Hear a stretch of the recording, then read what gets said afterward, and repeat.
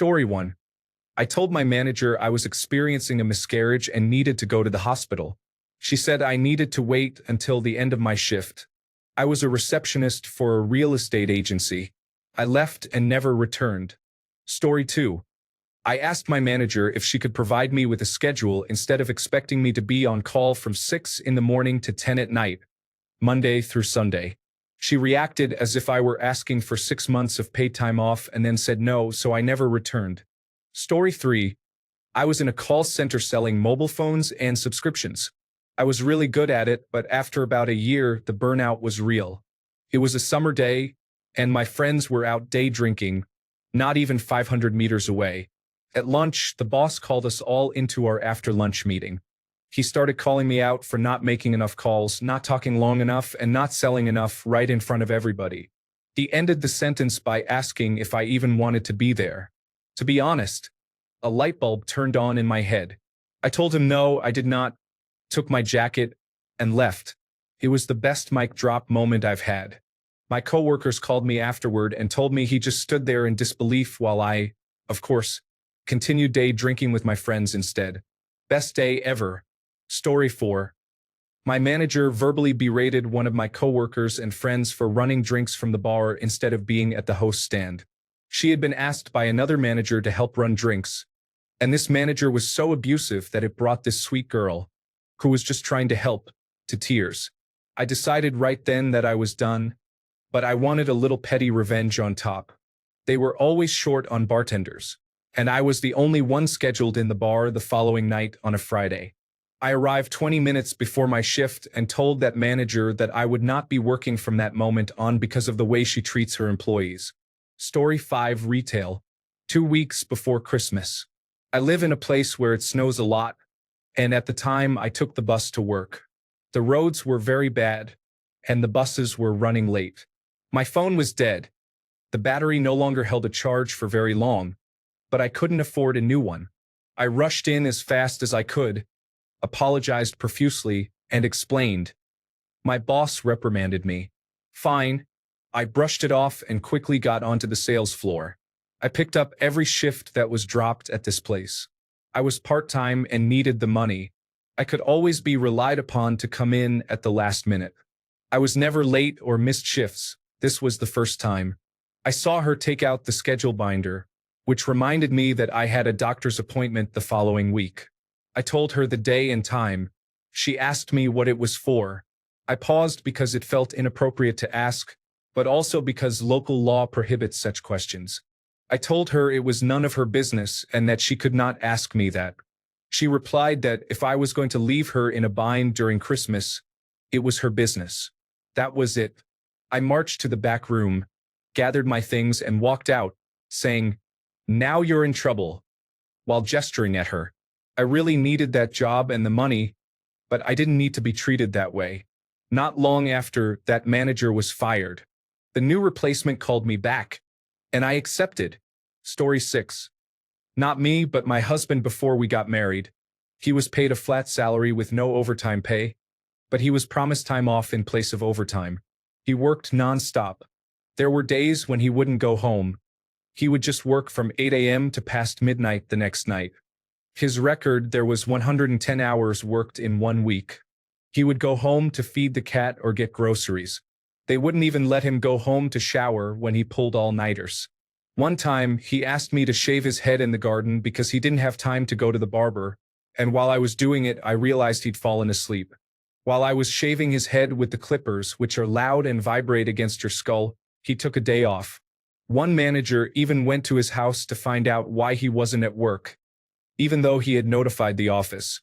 His landlord yelled at the guy and accused him of slavery.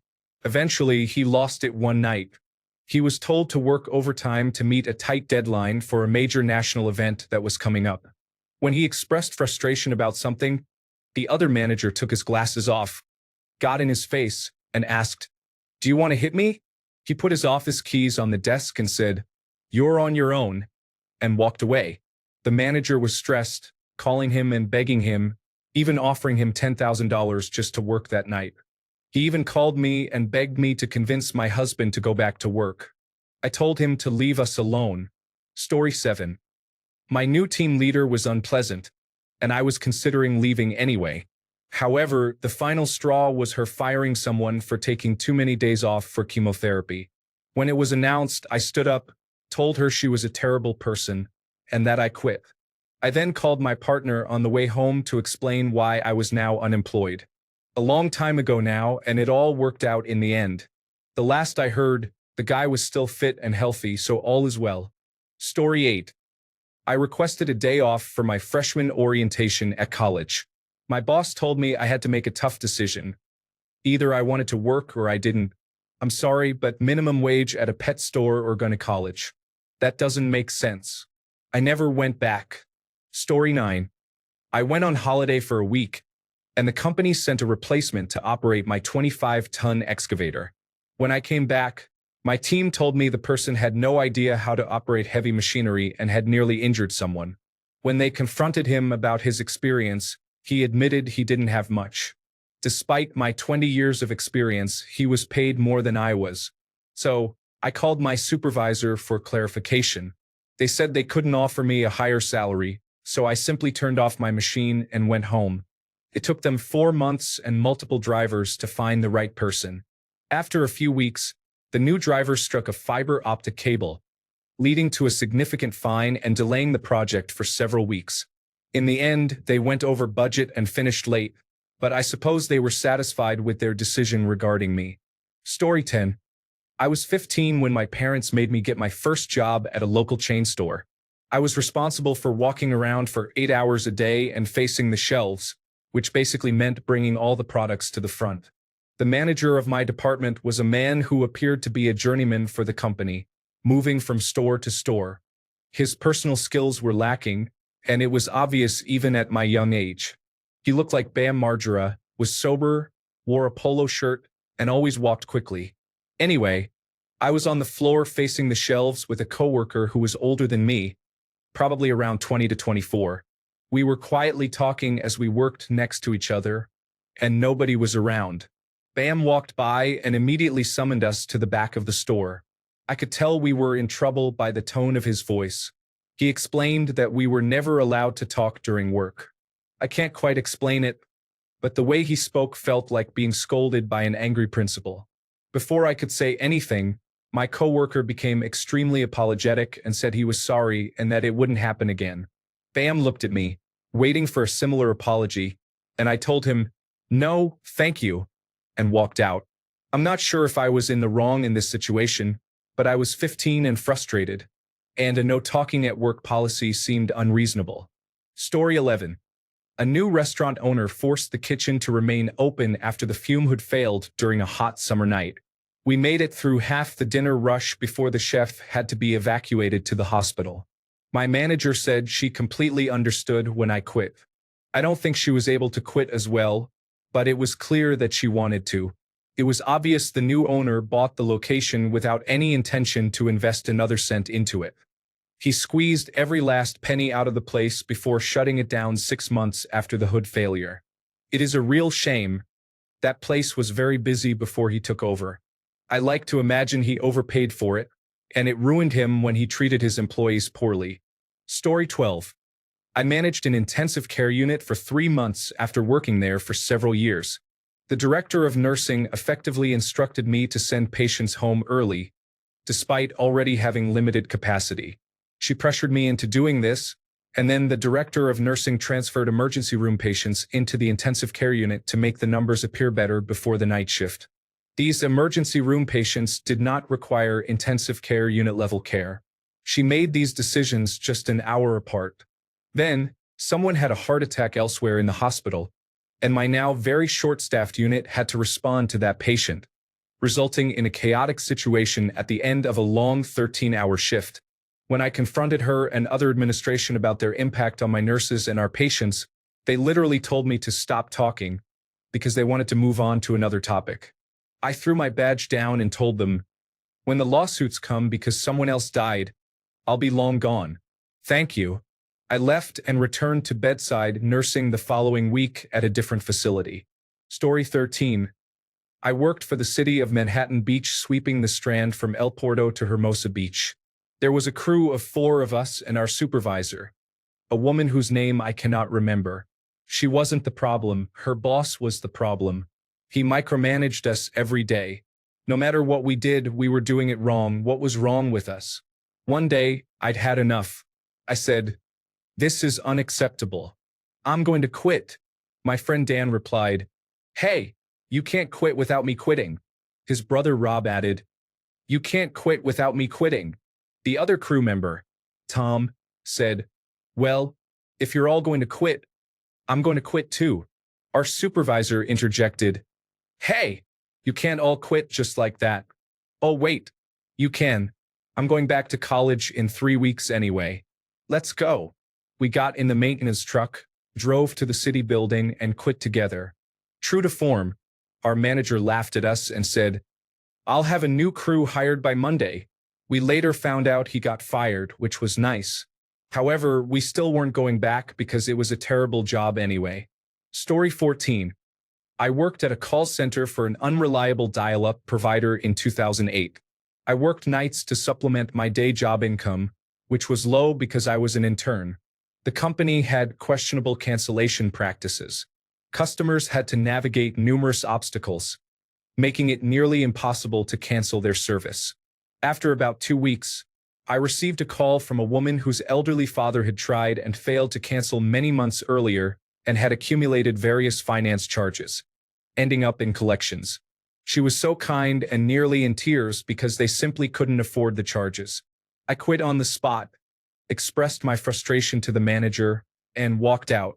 I then called the woman back on my personal cell phone, apologized, and explained how she could avoid paying the charges. Story 15. A small nonprofit hired a new chief operating officer who ingratiated herself with the director. The director enjoyed the attention, making our lives difficult to accommodate the COO's demands. The final straw was when she mocked my boss, a very qualified, hardworking, kind, and efficient program head, for taking care of her extremely ill husband during the height of COVID-19, while also contracting the virus herself. The director called my boss lazy for actually resting during her sick leave, unlike our COO, who tested positive but was asymptomatic and only signing documents that my boss had prepared while actually being in bed with a fever, information that the director was unaware of. Additionally, the director stated, "This is how it's going to be from now on. If you don't like it, I want your resignation by the end of the day." Half of the total staff resigned on the spot. We are all much better off now. Story 16. I was working at a restaurant, and a few of the staff told me that the owner sometimes manipulates their timesheets, so I needed to watch out for that. Upon hearing this, I went to the owner and informed him that I do not take such matters lightly. He assured me that he would never engage in such behavior, and I returned to work while keeping all my punch receipts. When payday arrived, I noticed my paycheck was rounded down by a small amount, approximately 0.27 hours, from 40.27 down to 40. I went straight to the owner and informed him that I was quitting. He started yelling, "That's only like 50 cents. I need you tomorrow." I responded, "That's my 50 cents. I told you not to mess with my money." And then I walked out. Story 17. My nonverbal autistic client was becoming increasingly aggressive because her father was insisting that her direct support professionals, 2 other women and I, take her out for a total of 10 hours a day. Sometimes people just want to relax and be at home, and she was no different. Suddenly, she became very upset and grabbed me by the hair, yanking me around in the middle of the store. A stranger had to help calm her down and get her off of me. At this point, I was 2 months behind in being paid, and her father kept telling me the money was coming. I wasn't going to accept being abused at work without compensation, so I drove her home, left her with her brother because her father was out of town at a conference, and quit. I informed the woman who worked the shift after me about what happened, and she quit in solidarity with me. Story 18. I was working at a bar and pizza restaurant, normally with only 2 people in the kitchen. However, on that day, the other staff member called out, so I was on my own, and my boss said she would help. It became incredibly busy. 2 large families came in, there was a birthday party in another section, and I had all the bar orders to handle. By help, my boss actually meant she would just tell me what she thought I should prioritize whenever she came through the kitchen. That had been bothering me all day, and the final straw was when she returned to inform me that there was another big group present with no clean table available for them to sit at, which was also part of my responsibilities. I simply stared her in the eyes while untying my apron, dropped it on the ground, and walked out without saying a word. Story 19. My boss wanted my coworker to come to work the day after her best friend was murdered. I quit so we couldn't open. Story 20. My manager was a bleach blonde who only had her position because her father owned the restaurant chain. I was the assistant manager and basically ran the place while she sat in a booth and chatted with friends all day. 3 weeks before my exit, she hired her friend, who had no restaurant experience, as a waitress. 2 weeks after that, she got married for the second time at the age of 24 and was set to leave for her honeymoon a week later. 2 days before she was to leave, she left me a note in the office informing me that her new waitress friend, who had zero experience managing anything, would be in charge of the restaurant while she was gone. The next day, I walked in at the start of my shift and approached the table where she, her new husband, and her father were sitting and talking. I dropped my keys on the table and told her I wasn't about to be managed by someone she dragged in off the street 3 weeks ago. Her father asked what I meant, and I realized she hadn't informed him about her decision. I briefly explained and then left. As I walked away, I heard him tell her that she had created the problem and now had to solve it, and that if it ruined her honeymoon, that was her fault. Story 21. My boss had a habit of jumping to conclusions without evidence. He did this one time too many, blamed me for his mistake, and called me to his office where he screamed at me until he was red in the face. I went home and never returned. Story 22. I worked a single day at my local Dairy Queen. This place was quite old. It had been there my whole life. The interview went well and I was hired on the spot. When she was adding me to the schedule, I noticed only 5 other names. I figured this would get me more hours, so I went along with it.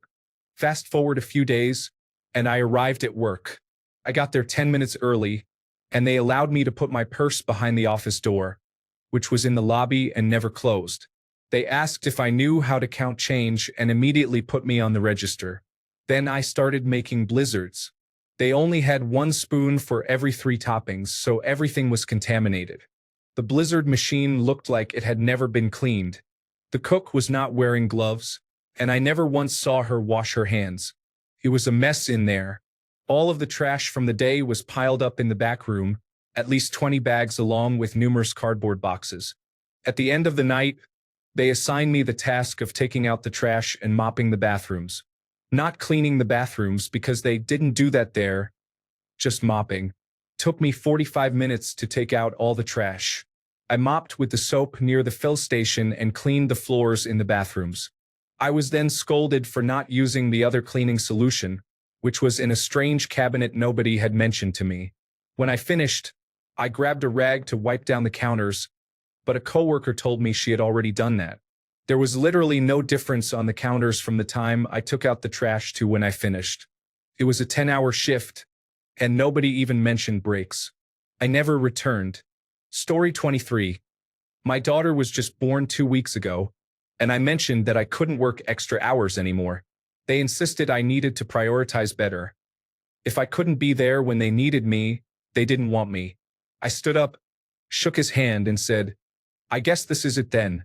Good luck," and walked out.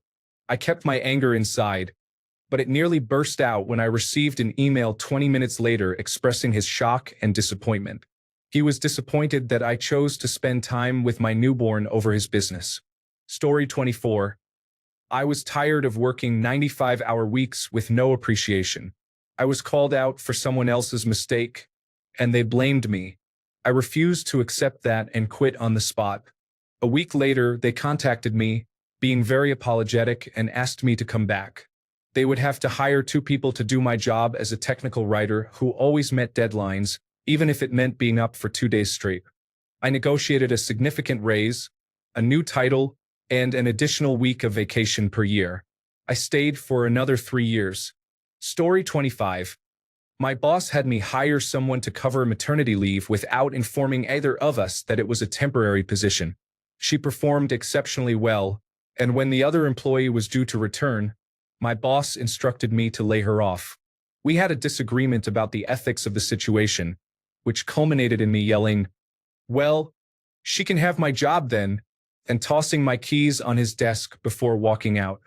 Years later, both of those employees had moved on, and I was asked to return, which I did with a clear understanding of ethical boundaries. No similar issues have arisen in the 8 years I have been back since then. Despite the difficulty of that situation, it is rewarding to see how much my boss has grown as a person, and I hope I played a role in sparking that growth. Story 26.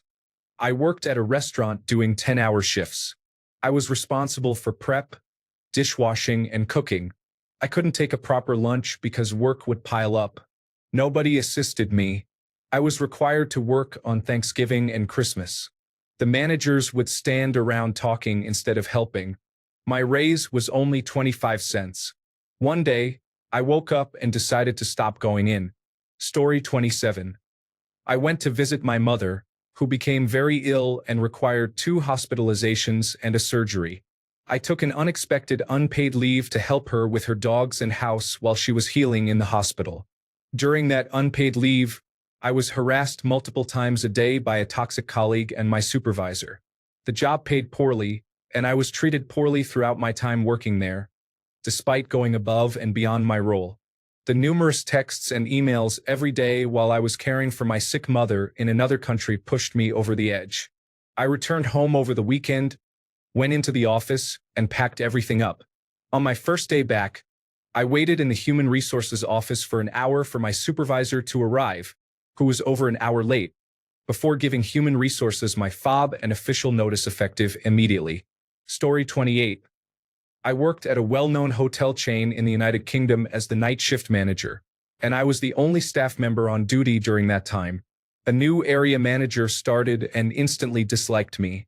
Daily, I had to clean the hotel, which was not part of my job description, and I was assigned additional tasks that were the area manager's responsibilities. I was also removed from various training sessions that the rest of the team attended. I was reprimanded for not attending training I knew nothing about, and I was criticized for not understanding new information related to this training. I felt I was being pushed out of my job through small measures. Eventually, I found a document in her office outlining a long-term plan to remove me and replace me, along with printed emails. I waited for an evening when I knew she was at a work event, away from town. I wrote a note at the check-in desk that essentially stated, "The night shift manager has quit. I'm sure the area manager will be pleased. Here is her number if you wish to check in."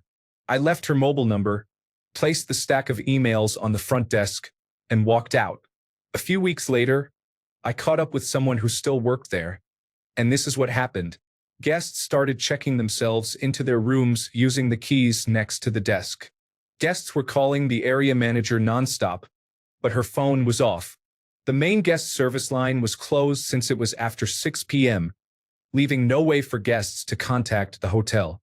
Once the area manager turned her phone on, she had an overwhelming number of texts and voicemails from guests. The senior managers, who were with her, got involved immediately, even though they were intoxicated. A major investigation took place, with upper management inspecting everything at the hotel. I received an email apology from that manager for everything, along with an offer to have my job back, all of which I ignored. She was terminated for the evidence they discovered. It also turned out that she was selling drugs from the hotel during her shifts. I was 18 at the time. I just couldn't be bothered anymore. Looking back, I feel bad for the guests. However, I'm glad she lost her job. Story 29. I was called in to cover a 4 a.m. shift. When I arrived, someone else was already there to cover it. I went home to sleep until my scheduled 11 a.m. shift. Apparently, someone else had been called in to cover for me because I was covering the 4 a.m. shift. I quit and walked out at 11:05 a.m. Story 30. I was a 15-year-old dishwasher and showed up to an overflowing sink full of dishes because the afternoon worker called out. The grown men at the job were underachieving individuals who either relentlessly teased me or sexually harassed me. After an hour of my shift, being picked on by men in their 30s, I had enough. I walked over to the time clock, picked up my time card, and held it high in the air. I locked eyes with the biggest bully, and I saw his face change from laughter to surprise. He said, "No, no, don't clock out." I replied, "Have fun doing those dishes." Clocked out and never went back. Story 31. I was working as a Christmas temp at Kai's PC World in the UK. On December 23, 2015, during a meeting before the store opened, the person in charge of Apple products specifically told us that if anyone wanted a gaming machine, they should send them to him. Another colleague and I exchanged bemused looks as soon as he said it, which put me in a bad mood. A few hours later, a woman was buying a laptop for her daughter, who she mentioned would be going to university the following year to study computer science. She ended up purchasing a laptop for about £500. We were also instructed to upsell the Microsoft Recovery USB service, where the tech team would set up the Recovery USB for a fee of £40. The woman asked if she could do it herself, and I assured her that her daughter absolutely could. If she was studying computer science, she would be capable of handling it. However, the manager insisted that the daughter could not do it and that only we could perform the setup. This was a blatant lie, and my expression reflected that disbelief. In the end, the woman purchased a 32 gigabytes USB drive, believing her daughter could manage the task. I was then confronted by another manager who told me, "If you don't like the heat, get out of the kitchen." He literally said that. Considering all this and the thought of working at 5 a.m. on Boxing Day, I decided to leave. Story 32. I worked my first job there for 3 years and was a top performer. When a new batch of recruits was hired, someone from the team was usually assigned as their training aide, who then became the team's lead. I expected to be given that position. However, the manager selected a girl from the previously hired team.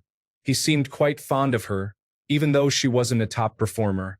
At least 6 others from her batch were better qualified, alongside about 10 to 12 others with even more experience. I approached him and asked why I wasn't chosen for the position and if there was anything I could improve. He told me I lacked the required qualities but provided no further explanation or elaboration on what those qualities were.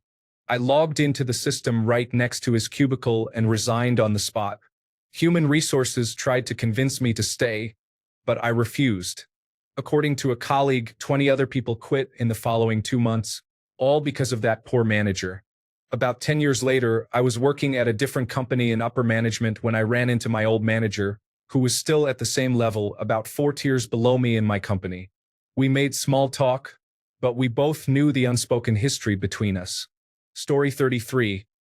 I wouldn't describe it as rage, but I was a part-time employee who, for over 6 months, was working full-time hours and was the only person responsible for closing the kitchen. New management arrived and refused to hire additional staff while expecting more and more from me.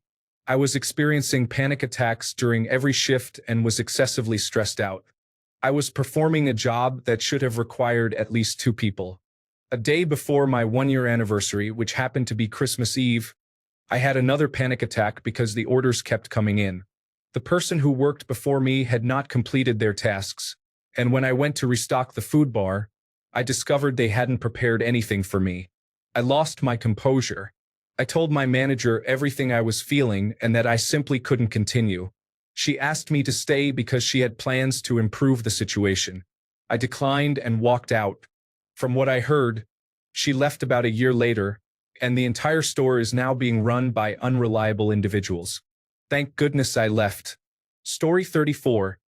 My first job was at Incredible Connection. My first payslip did not even cover my petrol to get to work. I accepted that I was new and it was a sales consultant position. If I made more sales, I would earn more pay. 2 weeks later, a man came in claiming he was building a tech school. He wanted to buy 15 laptops, and I helped him find decent laptops that were slightly over his budget. The store manager came out to close the deal because it was significant, and I was still new. When payday arrived, my payslip was even lower than the first month, despite my numerous sales. I asked the store manager why, and he hesitated, saying he would discuss it later. The lead floor salesman pulled me aside and explained that those laptops were sold below cost price, meaning the store was losing money on each sale.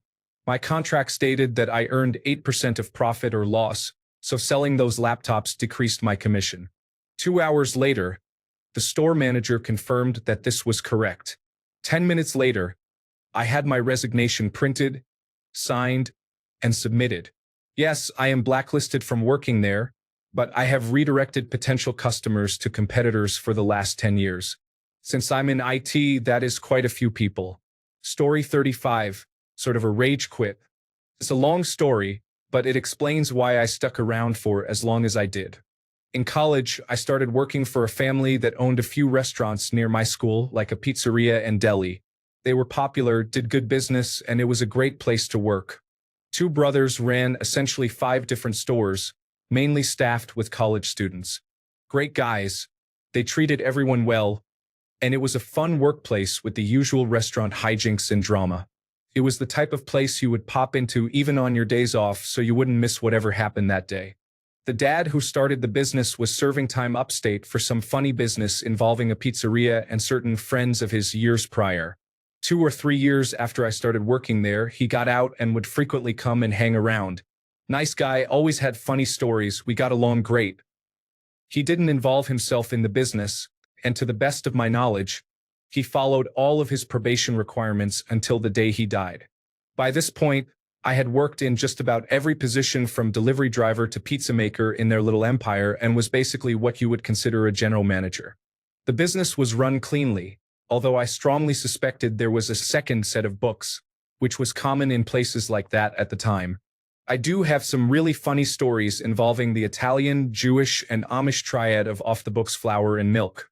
After I graduated college, I stayed on with them. I was honestly making more money there than at my first real job, and it was still a fun place. They let me do my own thing. I'd pop into the various locations a few times a week on my way home from work for an hour or two to see how things were going. Did the ordering and scheduling, handled staffing, and worked a couple of hours a day on the weekends or filled in for someone in a pinch. It was great. Aside from the extra cash, it meant free food too. Again, I really liked the brothers and the folks I worked with, and I had actually been the one who hired about 80% of the staff by that point. By this time, the brothers had opened a real restaurant, and all of their attention was on it. The stores, as we called them, were pretty much on autopilot. After maybe 2 years of this, things started to change. The brothers would tend to poach the best people from the stores to work at the restaurant. No problem, their business, I get it. But it left me constantly trying to fill positions and started affecting the dynamic of the stores. They weren't as fun as they used to be. We started encountering more drama, and honestly, it became harder to hire people who weren't complete failures for whatever reason despite paying well and having a reputation on campus as a great place to work. My career was also in full swing and started to require more of my attention. I was trying to scale back my duties while we found someone who would take over my role. We called it my retirement. But I was burning out. The father, Tony Sr., began pitching in more and more to help out. But he was a 70-year-old Italian guy who hadn't been in the real world for 20 years, so I was still watching over his shoulder. These guys had been great to me for so many years, treated me like family, and I wanted to do right by them. Finally, early one Saturday morning, it all came to a head. I was laying in bed with a girl I had just started dating, a bit hungover and looking forward to doing pretty much nothing, when I received a call that 2 guys who were supposed to be at the stores couldn't make it in the morning, and we needed someone to accept deliveries at both. So I grumpily agreed to go in, saying, "Seriously, guys, this is the last time. We need to find someone else now." I drove half an hour over to one of the stores, got out of my car half awake, and out of nowhere this big goose I'd never seen before came at me and attacked.